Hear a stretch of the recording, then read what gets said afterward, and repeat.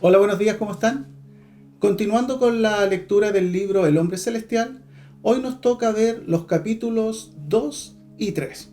A continuación. El momento que se estaba viviendo ahí en el capítulo 2 era la revolución cultural, que era el resultado de una larga guerra civil. Hubieron muchas muertes, exilio y a millones de personas fueron enviadas a los campos a trabajar. Y vamos a ver un poquito de la familia de Jun. Recuerden que esto es solamente como un punteo, un pequeño resumen, porque lo importante es que usted también lo pueda leer. Y mira, del padre de Jung era un capitán nacionalista del ejército. Era muy buscado, fue torturado, estuvo prisionero, pero el problema de él que cayó enfermo.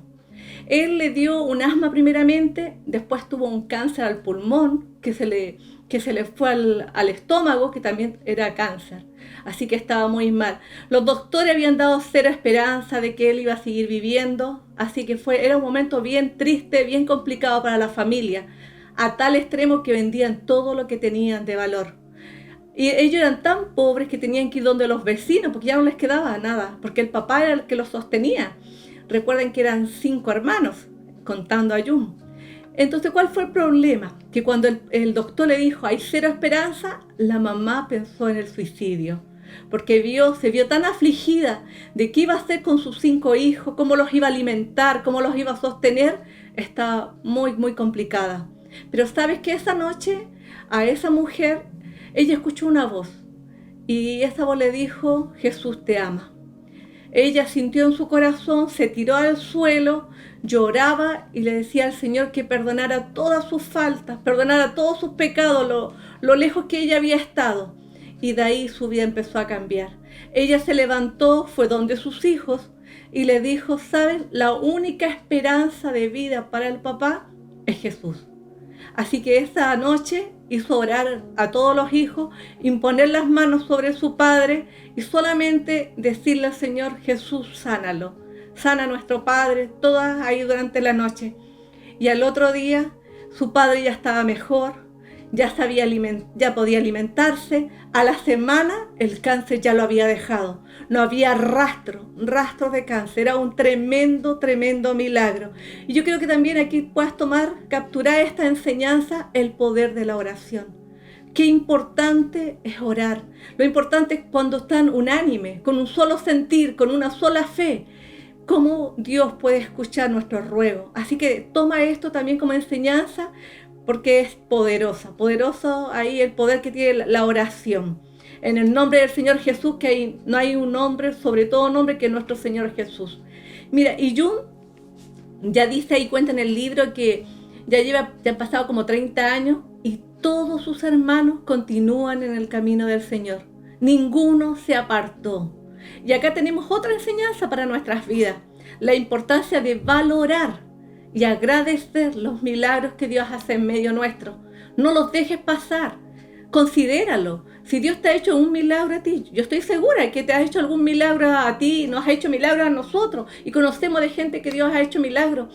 Considera estos milagros, agradécelo y que esto te afirme en tu caminar. No te apartes del Señor. Así que, mira, ¿y sabes lo que ocurrió? Los papás se prepararon y le mandaron a todos los hijos que fueran donde los vecinos, donde los amigos, a invitarlos a la casa. Toda la gente sabía que el papá estaba por morir. Entonces algunos venían con ropa de funeral para despedirlo, venían con un poco de tristeza, pero cuando llegaron a la casa se encontraron con el papá de Jung, cerraron las cortinas porque era prohibido juntarse por las casas y ellos empezaron a declarar. Ellos empezaron a entregar el evangelio, que el Señor Jesús le había sanado. Y fue tan tremendo, por eso es que es importante que tú puedas leer el libro. Es tan tremendo cuando ellos declaran y esa gente que llegó se empezó a arrodillar y recibieron a Cristo en su corazón. Mira, ahí en su pobreza, en la dificultad que ellos estaban viviendo, tenían un tremendo tesoro que pudieron entregar y compartir con otros, y muchos le conocieron al Señor. Así que es realmente hermoso. ¿Sabes que la mamá de Jung no sabía ni escribir ni leer? No tenía mayor conocimiento del Señor Jesús. Ella entregaba, enseñaba lo poquito que ella sabía y se volvió la primera predicadora de su pueblo. Fue la primera predicadora. Así que fue una tremenda mujer y muchos líderes, tremendos líderes de casa e iglesia, conocieron al Señor a través de ella. Así que para que vayas aprendiendo, vayas valorando que si te sientes pequeño o no tienes mucho que entregar, esta dama, de lo poco que ella tenía, fue tan valioso que trajo a muchos a los pies de nuestro Señor. ¿Y por qué el libro se llama Hambre Satisfecha? Porque aquí June empezó a tener la necesidad de leer la palabra y le empezó a preguntar a la mamá. Y la mamá lo único que le podía decir, no, el Señor Jesús es el Hijo de Dios, se entregó por nuestros pecados, Él murió en una cruz, pero Él quería más.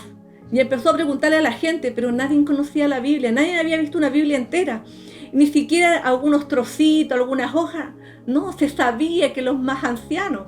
Entonces en él empezó a tener esa hambre por conocer la palabra. Fue tanto que sus padres tuvieron temor de que él se volviera loco, porque empezó a orar y a solicitar ayuda al Señor y no sabía ni cómo orar, pero él necesitaba la palabra. Entonces en esa desesperación su mamá lo llevó a una aldea cercana donde un pastor, que este varón había estado 20 años en la cárcel y él podría tener una Biblia para que se la mostrara. Pero este varón es tan hermoso que cuando visita a este varón y le demuestra el hambre que él tiene por la palabra, este varón le dice que busque al Señor, que el Señor no lo va a defraudar, que el Señor lo va a escuchar. En Jeremías 29:13 le dice así la palabra: y me buscaréis y me hallaréis, porque me buscaréis de todo vuestro corazón. Y esto es lo que le dice el pastor a June, que busque al Señor con todo su corazón y le va a encontrar esa respuesta, le va a llegar esa Biblia. Pasó un mes y no recibía nada. Fue de nuevo donde este pastor a decirle que no pasaba nada. Entonces le dijo, tienes que llorar, tienes que ayunar. Agregarle a la oración, llorar y ayunar. Y así empezó a hacerlo. Y estuvo más de 3 meses, como 100 días, estuvo esperando eso. Y esperó y tuvo esta respuesta. Pero no te voy a contar detalles para que puedas leer el libro. Tuvo la respuesta de Dios. Y de entre medio de todo este libro también nos mostraba que él tuvo una enfermedad llamada hemofilia. Esta enfermedad tiene que tener cuidado con los cortes, con las heridas, porque empieza a sangrar y el sangrado no para. Una noche él tuvo una visión de que un hombre lo llevaba a un lago y le decía, lávate los pies y las manos y vas a ser sano. Después que se bautizó, él tuvo esa visión. Y al otro día cuando él despertó, se miró sus manos, se miró sus pies y estaban completamente sanos. Y desde ahí él empezó a vivir una vida sobrenatural, a tal punto que cuando salía durante las noches, a 10 metros, a una distancia, él veía como una luz se encendía ahí en toda la oscuridad para alumbrar su camino, para que su camino no fuera errado, no se equivocara. Él veía la mano poderosa del Señor. Así que tú también la puedes ver, la mano poderosa del Señor, como puede guiar tu vida. Este libro va a ser de mucha bendición, así que empieza a escudriñarlo, te va a bendecir. Bueno, muy hermoso escuchar, ¿cierto?, toda esta recopilación y toda esta información que estamos recibiendo a través de este libro. Bueno, a mí me toca el capítulo número 3, que este capítulo lleva por título Ve al oeste y al sur, ¿ya? Y aquí en este capítulo número 3, al leer, para mí yo lo titulé de esta forma: Hambre por la palabra de Dios. Y además, la palabra y el Espíritu de Dios caminan juntos. En este capítulo hay 3 hechos sumamente importantes. Número 1, ese deseo, como nos explicaba Pame, ese anhelo ferviente de buscar la palabra. Y la misma palabra les revela el Espíritu. Y eso es maravilloso, cómo este hombre entra en esta dimensión sobrenatural. Pero también al final del libro, amado, comienza la persecución. Y voy a ver algunos pasaje. Entonces, la primera parte la denominé así: hambre por la palabra de Dios. Dice que cuando June no estaba trabajando, él leía la Biblia durante todo el día. Y cuando le tocaba trabajar, llevaba su Biblia entre sus ropas y cuando le tocaba tiempo de descanso, iba y la leía. Y en la noche, amado, hacía algo muy hermoso. En la noche él se llevaba la Biblia, la ponía sobre su pecho y se acostaba a dormir. Ahora, como veíamos anteriormente, este varón igual tuvo situaciones que le complicaron. Por ejemplo, él estudió 3 años. Entonces tuvo muchas dificultades para comenzar a estudiar la palabra. Pero ¿qué hizo él? Se consiguió un diccionario y iba ahí sílaba, podríamos decirlo, por sílaba, tratando de interpretar lo que decía la Escritura. ¿Por qué? Porque él tenía otro lenguaje, otro idioma diferente al cual estaba escrita la Biblia. ¿Y sabe lo que me llamó tremendamente la atención? Que fue tanto la pasión de este hombre por la palabra que el libro de Mateo se lo memorizó en 28 días. Primero hizo algo, la leyó completamente y posteriormente en 28 días memorizó todo el libro de Mateo. Y una vez que pasó por los 4 evangelios, comienza a leer el libro de los Hechos de los Apóstoles. Y aquí es donde, como nos decía Pame, cómo se le revela la necesidad de conocer al Espíritu Santo. Y justamente es este versículo que nosotros frecuentemente mencionamos. Hechos 1:8 dice: pero recibiréis poder cuando haya venido sobre vosotros el Espíritu Santo, y me seréis testigos en Jerusalén, en toda Judea, en Samaria y hasta lo último de la tierra. Esta palabra que él recibe aquí en el libro de los Hechos de los Apóstoles, capítulo 1, versículo 8, siembra en él la necesidad, el deseo, el anhelo de conocer al Espíritu Santo. Tenía cierto conocimiento, incluso él va donde su mamá y le pregunta: mamá, ¿y de qué se trata esto? Y ella, como nos decía recién Pam, ella era analfabeta. Entonces todo lo que ella sabía de la Biblia era lo que había oído, no lo que había leído, solamente lo que había oído. Y esto trata de transmitírselo a él. Pero le dice algo: oye, de la misma forma como le llegó la Biblia a tus manos, usa la misma estrategia para que el Espíritu Santo venga a ti. Entonces él comienza a orar en esta dirección y pedir que el Espíritu Santo se empiece a manifestar en su vida. Y cuando el Espíritu Santo viene sobre él, amado, se manifiesta de una manera tan extraordinaria, dice ahí, que recibe una profunda revelación del amor de Dios y de la presencia de Dios en su vida. Eso marcó la vida de este hombre. Y inmediatamente, una vez que éste recibe esta revelación, dice que él se sujeta a la dirección de Dios. Y ahí después nosotros podemos ver, o cuando tú lo sigas leyendo, que Dios se le revela por sueños y cómo Dios le va mostrando, y esos sueños se van cumpliendo instantáneamente. Y la mamá también comienza a involucrarse en esto. Incluso en el comienzo ella dice: oye, no te vayas a volver loco de nuevo, así más o menos como te ocurrió con la Biblia, que no te vaya a pasar lo mismo. Pero al transcurrir el tiempo, ella se da cuenta que este varón estaba completamente cuerdo. Era lo que Dios le estaba entregando. Mira, y voy a ir acá, una parte que me gustó mucho, una vez que tiene esta tremenda revelación del Espíritu Santo. ¿Y sabe lo que me llamó la atención? De que él también se memorizó los 12 primeros capítulos del libro de los Hechos. Y cada vez que él tenía que hablar o comunicar la palabra, ¿sabes lo que hacía? Leía completo Mateo y los 12 versículos del libro de los Hechos. Yo me acuerdo que en una oportunidad, en una predica, dije: la mejor predicación es leer la Biblia de corrido. Porque a veces cuando nosotros tratamos de interpretarla, muchas veces la echamos a perder. Entonces este hombre, ¿qué hacía? Leía el libro completo de Mateo y después el libro de Hechos de los Apóstoles hasta el capítulo 12, lo decía de memoria, ¿ya? Ahora, no te voy a dar detalles cómo Dios lo llama, porque Dios lo llama en 3 oportunidades y le comisiona esta tarea de ir, ¿ya?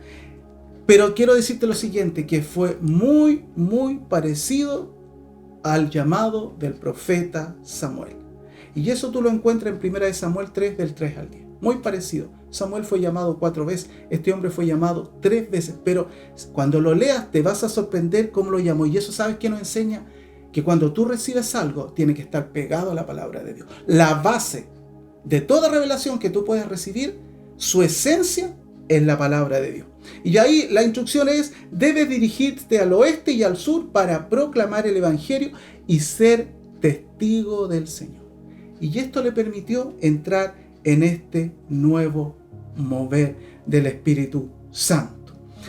Y también, amado, ahí habla de que personas se concertaban o se ponían de acuerdo, lloraban durante 3 días y ayunaban por él para que él fuera a predicarles el mensaje. Y sabes que cuando leía esto me llevó al libro de los Hechos, capítulo 10, versículo 19, cuando Pedro está en la azotea y baja el lienzo y le declara que la palabra o que el evangelio no es solamente para los judíos, sino también para los gentiles. Y dice ahí, mientras Pedro dice, pensaba en la visión, le dijo el Espíritu: he aquí, 3 hombres te buscan. Los Hechos 10, 20 dice: levántate pues y desciende y no dudes en ir con ellos, porque yo los he enviado. Mira esta relación que tenía Pedro con el Espíritu Santo.